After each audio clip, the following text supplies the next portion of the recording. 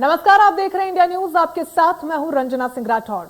आदिवासियों का जीवन जल, जंगल और जमीन पर ही निर्भर रहता है, लेकिन छत्तीसगढ़ की प्राकृतिक संपदा का दोहन इस तरीके से हो रहा है कि आदिवासियों को 350 किलोमीटर पैदल यात्रा कर राजधानी रायपुर पहुंचकर धरना देना पड़ रहा है। दरअसल जंगलों के दोहन से परेशान होकर और अपनी जीवन को खतरे में देखते हुए आदिवासियों ने बस्तर से लेकर रायपुर तक 350 किलोमीटर तक पदयात्रा की है और राजभवन पहुंचकर राज्यपाल से वन संपदा और उनका जीवन बचाने की गुहार भी लगाई है। राज्य के स्वास्थ्य मंत्री टीएस सिंहदेव ने आदिवासियों से उनकी समस्याओं को लेकर मुलाकात की है, उनसे बातचीत की है। आदिवासियों की पदयात्रा और धरना को लेकर बीजेपी ने राज्य सरकार पर अब निशाना साधा है। बीजेपी ने राज्य सरकार पर निशाना साधते हुए कहा कि राज्य में यह स्थिति आ गई है कि आदिवासियों को अपने हकों की लड़ाई रायपुर आकर लड़नी पड़ रही है और ये बहुत बड़ा दुर्भाग्य है छत्तीसगढ़ का। राज्यपाल से मिलने पहुंचे सभी आदिवासियों को राज्यपाल अनुसुईया उइके ने राजभवन के अंदर बुलाया और उनकी समस्याओं को सुनने के बाद समाधान के लिए उनको आश्वासन भी दिया है। हसदेव बांगो परियोजना को लेकर आदिवासियों का आंदोलन अब बढ़ता जा रहा है। बीजेपी ने राज्य सरकार पर आदिवासियों के शोषण करने का भी गंभीर आरोप लगाया है। आज हम आदिवासियों की हसदेव बचाओ यात्रा और सरकार के प्रयासों को लेकर चर्चा करेंगे, जिसमें हमारे साथ कुछ खास मेहमान भी जुड़ेंगे। लेकिन उससे पहले आदिवासियों से मुलाकात के बाद छत्तीसगढ़ की राज्यपाल अनुसुईया उइके क्या कुछ कह रही हैं, आपको वो सुनवाते हैं। कि इस तरह का जो हुआ है इन क्षेत्रों में, अनुसूचित क्षेत्र में जो पैसा कानून ऑलरेडी लागू है, वहाँ नगर पालिका कैसे लागू हो सकता है अधिनियम? ये तो बिल्कुल अवैधानिक तरीके से गठित हुआ है। तो ये सरकार का ये जवाब हमेशा मुझे मिलता रहा कि यहाँ मैसा कानून आएगा तो लागू कर देंगे। जब मैसा कानून कब आएगा, क्या नहीं आएगा, मगर उसके जब वो आ जाता तभी ये नगर पालिका का गठन होता, लेकिन हुआ नहीं, मैसा कानून आया नहीं। तो इसके लिए भी मैंने माननीय प्रधानमंत्री जी को अवगत कराया कि इस तरह की नगर पंचायत पूरे देश में, मैं छत्तीसगढ़ की बात नहीं कर रही हूँ, देश में वो ट्राइबल जो प्रदेश हैं, चाहे उड़ीसा हो, झारखंड हो, मध्य प्रदेश हो, आपका मतलब आंध्र प्रदेश हो, ये तमाम जगह, तो हमने कहा कि आप मैसा कानून को जल्दी से लागू कराएं पार्लियामेंट से, ताकि उनको वो अधिकार मिल सके। जो अधिकार उनके थे वो सब खत्म हो गए, क्योंकि ग्राम पंचायत को पूरा अधिकार रहता था, उनको दिया गया था पैसा कानून में कि वहाँ 100% उनको 50% पूरा ट्राइबल रहेगा, अध्यक्ष उपाध्यक्ष भी आदिवासी ही रहेंगे और उनकी जमीन स्थानांतर नहीं होगी दूसरे वर्ग को। ये उनके अधिकार में है, संविधान में दिया गया। उनकी जो परंपरा, रीति रिवाज, जो धार्मिक आस्था, सब कुछ उनके आधार पे ही संचालित करने। हसदेव यात्रा को लेकर आदिवासियों से मुलाकात करने के बाद राज्य के स्वास्थ्य मंत्री टीएस सिंहदेव क्या कुछ कह रहे हैं, आपको वो भी सुनवाते हैं। और हसदेव अरण्य के क्षेत्र को, उसके बायोडाइवर्सिटी को, उसके पर्यावरणीय और वन्य संतुलन को बिगड़ने की संभावना जो कोयला खदानों के आवंटन में है, उसका गांव वाले विरोध कर रहे हैं। तो हम लोग का शुरू से ही ये मानना रहा है कि ग्राम सभा गांव के लोग जो तय करें उसके हिसाब से होना चाहिए। उनके ऊपर गलत तरीके से दबाव डाल के या अन्य माध्यमों से इसकी अनुमति देके खदान नए नहीं खुलने। तो राज्य सरकार पर आदिवासियों के शोषण का आरोप लगाने वाली बीजेपी का इस मामले पर क्या कुछ कहना है, आपको वो भी सुनवा देते हैं। बीजेपी नेता और पूर्व मंत्री बृजमोहन अग्रवाल क्या कुछ कह रहे हैं इस मसले पर, आप भी सुनिए। पुनिया जी आए हैं, वो आते रहते हैं, उनका स्वागत है, परंतु पुनिया जी अगर आए हैं तो जरा ये स्थिति स्पष्ट करें। जो छत्तीसगढ़ में अस्थिरता का माहौल हो गया है, पूरी तरह यहाँ का विकास अवरुद्ध हो गया है। यहाँ के वनवासी बस्तर से 350 किलोमीटर से चलकर आते हैं, सरगुजा से 450 किलोमीटर से चलकर आते हैं, मुख्यमंत्री जी उनसे मिलते नहीं हैं। और आज तो ये स्थिति हो गई है कि छत्तीसगढ़ ऐसा लगता है कि भगवान भरोसे है। कभी 60 विधायक दिल्ली जाते हैं, कभी 50 विधायक दिल्ली जाते हैं। पुनिया जी से एक बात का आग्रह है कि छत्तीसगढ़ की स्थिरता के लिए वो सोनिया गांधी जी, राहुल गांधी जी और प्रियंका गांधी जी से कहलवाएं कि 2.5 साल की बात कोई भी नहीं है और इस प्रकार की किसी भी प्रकार की कोई बातचीत नहीं हुई थी। एक तरफ अरण्य के आदिवासियों से टीएस सिंहदेव मिलकर आ जाते हैं, मुख्यमंत्री बोलते हैं मेरी कोई जानकारी नहीं है। अरे मुख्यमंत्री हैं, मुख्यमंत्री जी के पास में इंटेलिजेंस है। अगर वनवासी 450 किलोमीटर से चलकर आते हैं, 350 किलोमीटर से चल के आते हैं, तो उनसे मिलने के लिए मना करना, उनसे नहीं मिलना, ये छत्तीसगढ़ के वनवासियों का, आदिवासियों का अपमान है। इसको छत्तीसगढ़ की जनता बर्दाश्त नहीं करेगी।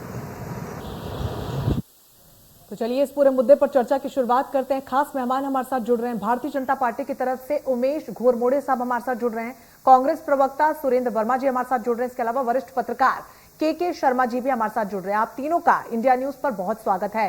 शुरुआत में सुरेंद्र जी आपके साथ करना चाहूंगी, क्योंकि बहुत ज्यादा महत्वपूर्ण है कि स्थिति फिलहाल क्या कुछ बनी हुई है हसदेव अरण्य को लेकर, वो आपसे सुना और समझा जाए। क्योंकि आदिवासी ये कह रहे हैं कि उनके बावजूद लगातार विरोध के वहां पर कोयला परियोजनाओं का यहां पर इजाजत दे दी गई, भूमि अधिग्रहण हो रहा है।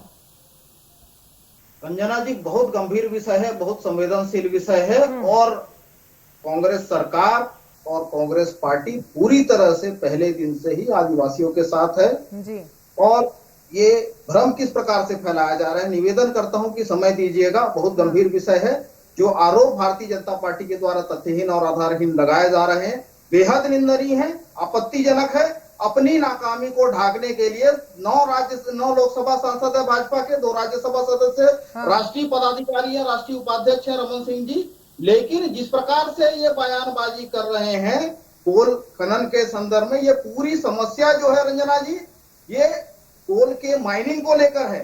जो आदिवासियों के इलाके में, आदिवासियों के क्षेत्र में 5वीं अनुसूची का जो क्षेत्र है हसदेव अरण्य और तबमोर पिंगला, एक महत्वपूर्ण बात मैं कहना चाहूंगा कि 2010 में तत्कालीन केंद्र सरकार, और ये स्पष्ट कर दूं कि जो खनन है वो केंद्र सूची का विषय है। इसके संदर्भ में जो कानून और जो आवंटन होता है वो केंद्र के द्वारा होता है रंजना जी।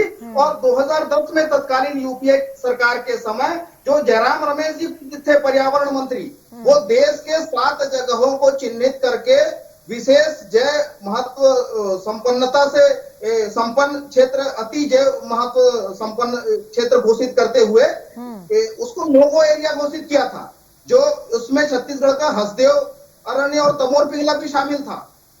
लेकिन जैसे ही मोदी सरकार आई 2014 से 2018 तक केंद्र और राज्य दोनों जगह भाजपा की सरकारें रही, और वहीं से नोगो एरिया का मतलब यह होता है उसके 10 किलोमीटर के दायरे में खनन की अनुमति नहीं दी जाती।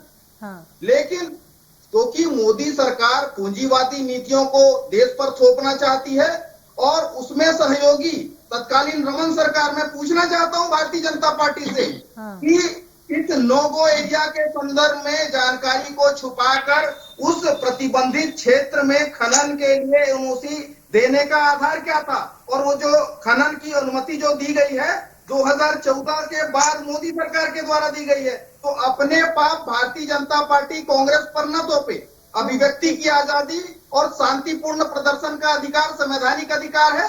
कांग्रेस पार्टी उनकी मांगों के साथ में है, और जिस प्रकार से टीएस सिंहदेव जी मिलने गए और ये भारतीय जनता पार्टी जो आरोप लगा रहे हैं मुख्यमंत्री जी ने मिलने का समय नहीं दिया, पूरी तरह से निराधार है। माननीय मुख्यमंत्री जी ने स्वयं उन्हें बुलवाया प्रतिनिधि मंडल से, और उन जो वनांचल के आदिवासी रायपुर आए उनसे मिलने की बात कही।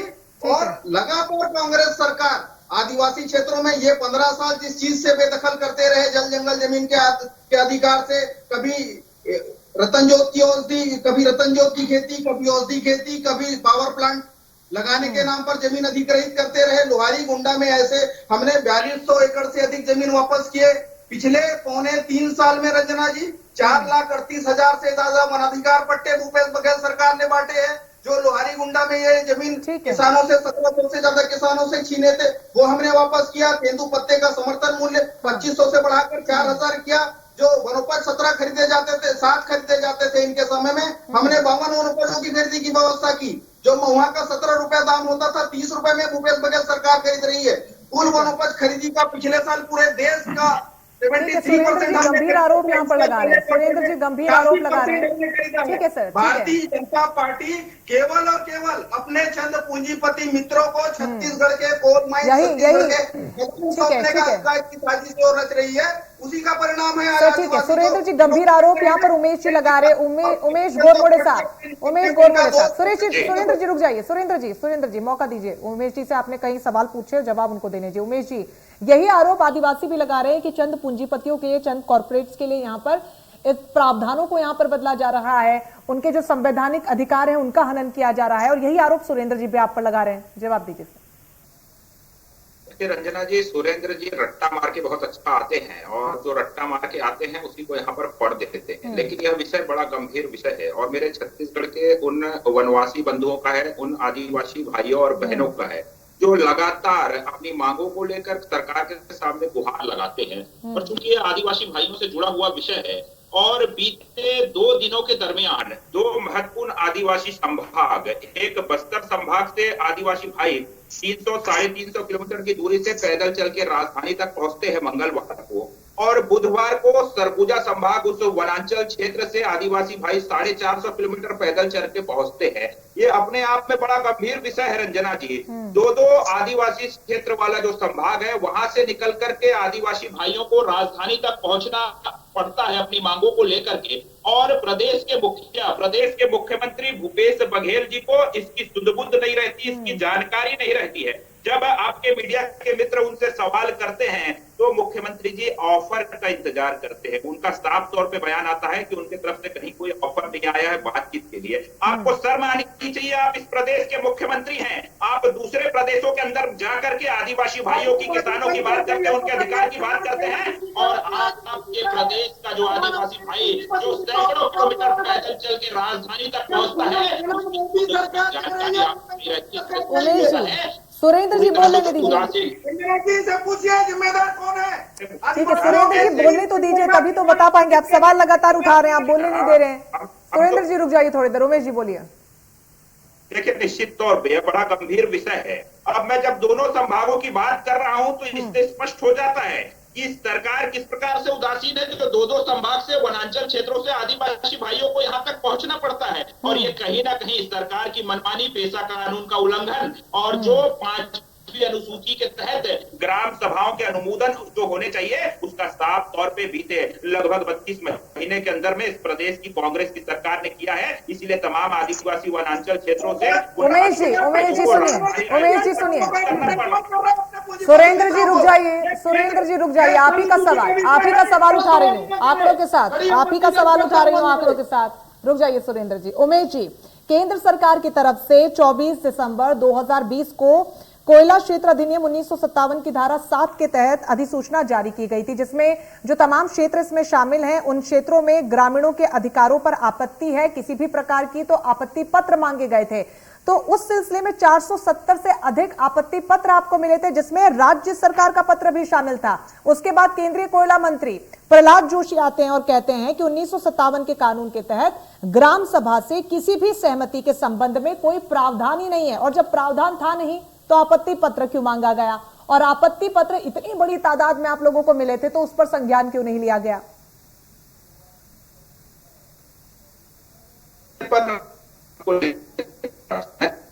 सूची का जिक्र किया, अब ग्राम की जिम्मेदारी किसकी है? स्थानीय प्रशासन की है। और आपको मैं बता दूं, जो राज्यपाल से मिलने के लिए जो तमाम वनांचल क्षेत्र के जो बंधु आए, उन्होंने स्थानीय प्रशासन पर गंभीर आरोप लगाए हैं। केंद्र सरकार ने निश्चित तौर पे इस प्रकार की बातों को लेकर के यहाँ पर आया, लेकिन उसकी वस्तु स्थिति की जानकारी देने की जवाबदारी किसकी है? राज्य सरकार की है, स्थानीय प्रशासन की है। और यदि ग्राम सभा में अनुमोदन नहीं हुआ है और यदि पेशा कानून को लेकर के कहीं कोई बात निकल करके आई है तो उसकी जिम्मेदारी किसकी बनती है? राज्य सरकार की बनती है। और मेरा सवाल ये है कि जब केंद्र सरकार ने आपत्ति पत्र मांगे थे तो आपत्ति पत्र तो आप ही को मिले होंगे ना? मैं तो उसी पे आ रहा हूँ रंजना जी, राज्य सरकार तो की जवाबदारी, उस पर संज्ञान देने की जिम्मेदारी किसमें? उसमें एक आपत्ति पत्र राज्य सरकार का भी था। देखिए, राज्य सरकार की सीधे तौर पे जिम्मेदारी, अगर राज्य सरकार साफ तौर पे इनकार कर दे तो केंद्र सरकार किस प्रकार से वहां पर किसी प्रकार का उद्योग या किसी प्रकार के खनन की अनुमति दे सकती है? ठीक है, सुरेंद्र वर्मा जी से इस पर मैं जवाब लूंगी। फिलहाल के शर्मा जी भी हमारे साथ जुड़े हुए हैं। ठीक है उमेश जी, ठीक है उमेश जी, अन्य मेहमान भी हमारे साथ है। सुरेंद्र जी से इस पर जवाब लूंगी, लेकिन उससे पहले रुख में के शर्मा जी का करना चाहूंगी। सर, यहाँ पर जिस तरीके से परिस्थिति फिलहाल बनी हुई है, हसदेव अरण्य के बचाव के लिए, अपनी सभ्यता संस्कृति को बचाने के लिए तमाम आदिवासी कई किलोमीटर पैदल चलकर अब राज्यपाल से मिलने के लिए पहुंचे, मुख्यमंत्री से भी मिलना वो चाह रहे थे। ऐसे में किस तरीके से आप इस पूरे प्रकरण को देख रहे हैं, क्योंकि आदिवासी तो कह रहे हैं कि ग्राम सभा लगातार विरोध कर रही थी, आपत्ति पत्र भी हमने दर्ज करवाया, बावजूद इसके कोयले की जो परियोजना है खनन की इजाजत दे दी गई, भूमि अधिग्रहण की इजाजत दे दी गई। भाजपा है कह रही है कि राज्य सरकार की यहां पर जिम्मेदारी है, राज्य सरकार कह रही है केंद्र की जिम्मेदारी है, पिस रहा है आदिवासी। आदिवासी सदैव से ही जल जंगल जमीन की रक्षा के लिए अपना आंदोलन जारी रखे हैं। ज्ञान की कमी के चलते हुए बहुत सारे इनके ग्राम सभाओं के जो अधिकार है, पेशा कानून के तहत 1996 में जो पेशा कानून बना उसके तहत जो अधिकार है, वन अधिकार कानून जो बना है उसके जो अधिकार है, इन सबको लेकर के इनकी जैसे जैसे जागरूकता बढ़ती जा रही है, आदिवासी अपने जल जंगल जमीन की रक्षा के लिए आगे आ रहे हैं। जैसे कि कल की बात हो, चाहे बस्तर के लोग 22-23 गांव नगर पंचायत बना दिया गया, उसका राज्यपाल स्पष्ट कह रहे हैं कि 5वीं अनुसूची के तहत ग्राम सभा की अनुमति के बिना इस तरह गांव को शहर नहीं बनाया जा सकता। दूसरी तरफ जो कोल ब्लॉक की जो बात आ रही है, वहां पे 2006 से ये मामला है। 2006 में पावर जनरेशन कंपनी छत्तीसगढ़ को ये सहमति केंद्र सरकार से मिलती है। राजनीति में ना जाए उस समय केंद्र में किसकी सरकार थी और राज्य में किसकी सरकार थी। 2006 के बाद 2014 में इनको अनुमति मिलती है। जो प्रोजेक्ट तैयार होता है उसको अनुमति मिलने के बाद अगस्त में छत्तीसगढ़ जनरेशन पावर कंपनी को इसको अनुमति मिलने के बाद 2015 में राजस्थान राज्य विद्युत कंपनी को इसको अनुमति मिल जाती है, निगम को 3 थर्मल के। उसके बाद जो अब देख रहे हैं कि 12,252.44 हेक्टेयर जमीन खनिज कर्म विभाग जो है यहाँ पर संचालनालय भौमिकी का, उनका एक पत्र जाता है। लेकिन जो राज्य सरकार जो पूरी योजना तैयार करती है उसको राजस्थान को ट्रांसफर कर दिया जाता है। अब वहां पे ट्रांसफर होने के बाद तक के अभी जो आ रही अडानी निजी कंपनी को, नियम की बात ये आ रही है कि किसी निजी कंपनी को या राज्य सरकार को ये इस नहीं मिल सकता। केंद्र सरकार की संस्थान जो है आज जो कोल इंडिया को एक भले ले सकती है। लेकिन के शर्मा जी केंद्रीय कोयला मंत्री प्रहलाद जोशी का कहना है कि 1957 के कानून के तहत ग्राम सभाओं की आपत्ति से संबंधित किसी भी प्रकार का प्रावधान नहीं है। राज्यपाल कह रही है कि ग्राम सभा की अनुमति के बिना किसी भी गांव को शहर नहीं बनाया जा सकता। आप भी इस बात को दोहरा रहे हैं।